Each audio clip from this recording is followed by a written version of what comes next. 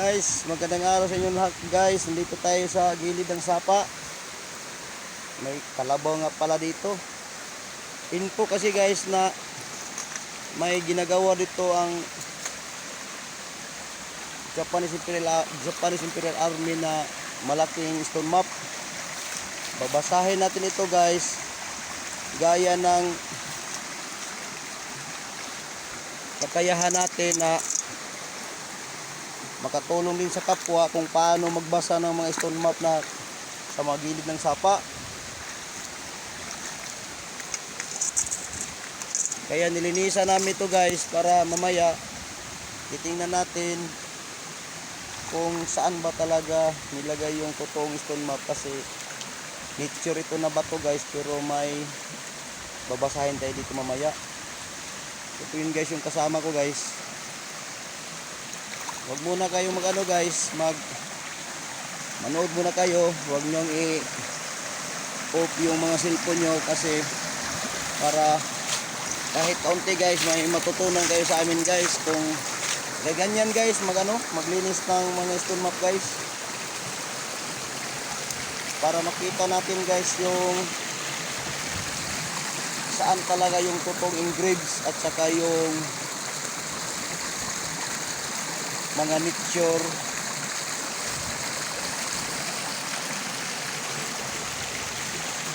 Gaya dito guys, ito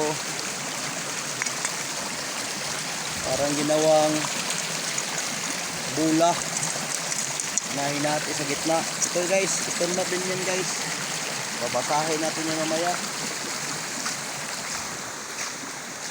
At X. Oh, X, kita nimo? Lugita na kana, lugit X na siya, lugita daw. Sundang. Baka guys, X na. Dito guys may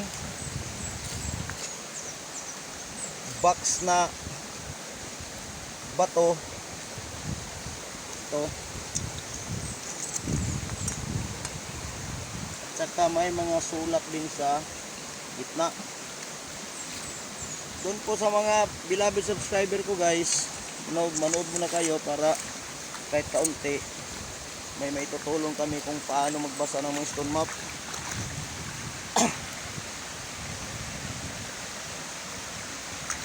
Kabuagi sa tubig ba di para may bala na to ang nature o katong nature o kanang kuan engraves yun. Kana nature na nga side ha. Nature na ina na kini mo ni.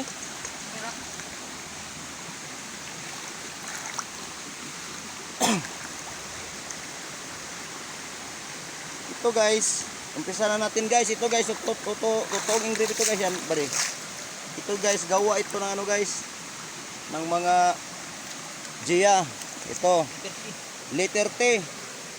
Ang letter T ba di kini? Ito. Ito naman, ito ang sapa. Oh. Ibig sabihin guys, may tunnel dito sa sapa na to. At saka itong letter J. Ito yung guys, yung forma ng sapa. Bibidyohan natin yung sapa. Bidyohan mo yung kalabaw. Tingnan nyo guys. Yung sapa. Letter J yan. Letter J yan. Saka dito guys, may isa, dalawa, tatlo. Saan yung tatlo? Kasi yun ding nara. Nara. Ang nara dito guys is tatlo din. Itong puno, ito nara. At saka yung isa, yung may limaw. At saka yan. May tatlong nara. Ang giveaways guys, nasa kilid lang ng sapa guys. Yung giveaways, para yung siyang forma ng dot. Klaro ba rin? Para yung forma ng dot. Ang ibig sabihin guys, yung giveaways, nasa gilid lang ng sapa. At saka nasa gilid ng letter J. Puntahan ko muna ba rin? Kita natin guys yung giveaways. Tingnan nyo guys na yung Nara, isa, dalawa, at saka tatlo, may isa doon. At saka may isa din dito guys, sa may gilid ng kalabaw. Ang ating fokusan guys yung giveaways, saan nilagay.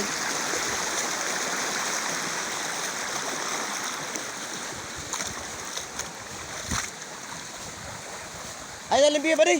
Ay na kay limpiyo kay malata. So ito. Oh. Ito guys yung nasa stone map. Tingnan nyo guys. Lingin siya na lusbak guys, lingin. At saka may ginawa siya ditong maliit na nakatayo na bato, parang pyramid na maliit. Pila ka meters ba yung giveaways? Mga isa kami ito. Yung 1 meter gihapon guys. Oh, ligas gitanan guys ang kuan niya. Ang atbang ani guys, ang iyang kuan ani, iyang counter sign ani guys. Mo ni nga Nara. Ligi mo giputol man ni guys, giputol. Nara guys ang kuan niya.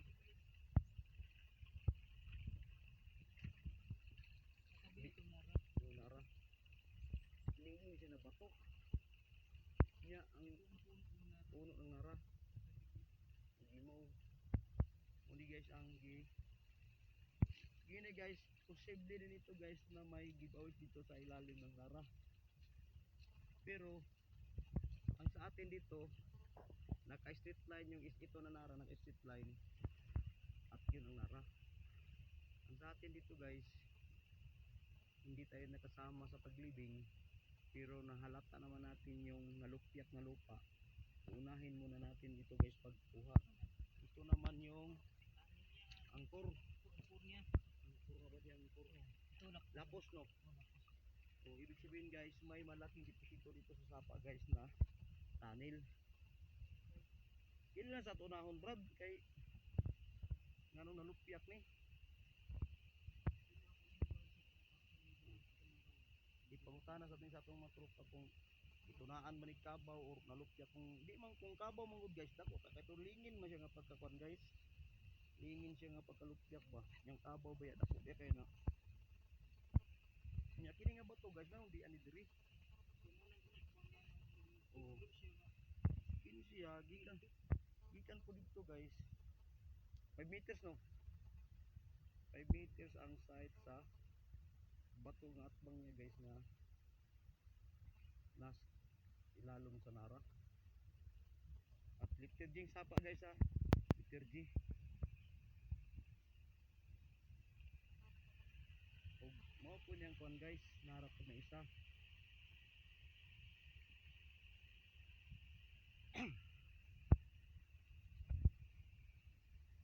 Napoy banda stone map. Kana mga kuan man na. Mga badlis padulong gyapon sa kuan. Kanani.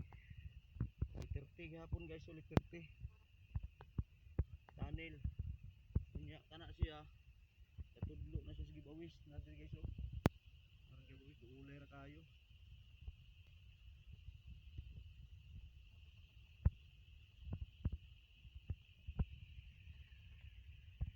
Ano yung mga forma sapa diri sa mga guys. Doon nga pala guys sa mga kasama natin mga katiits na nanood ngayon, open yung comment section natin para makatulong kahit kaunti or kami ba yung nakatulong sa inyo para makatulong din tayo sa kapwa natin, yung mga landowner na may mga Yamashita treasure site. Ito yung kasama ko guys, kasi siya yung nagpaano ng kalabaw dito sa kanila itong lupa. Punta na ko sa bahay kasi Holy Week na yun para masurvey din itong mga area nila na may mga positive na mga treasure site.